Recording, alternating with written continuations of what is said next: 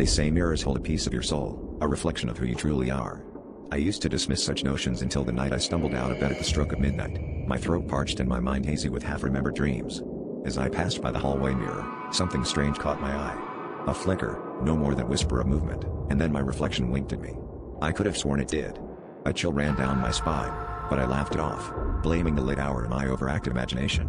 Yet, deep down, a seed of unease was planted, a gnawing suspicion that grew with every glance at my own reflection. As the days passed, I began to notice subtle changes. My reflection seemed to linger in a corner of my vision, almost as if it were watching me. I tried to ignore it, tried to convince myself that it was just my mind playing tricks. But each encounter left me feeling more unnerved. It wasn't just the mirror in the hallway anymore.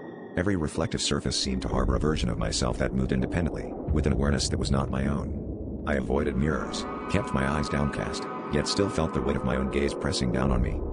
Desperate for answers, I turned to the internet, scouring forums and obscure sites for any mention of similar experiences. The stories I found were chilling, tales of people watched by their reflections until they could no longer tell which side of the glass they belonged to. My fear morphed into a haunting paranoia.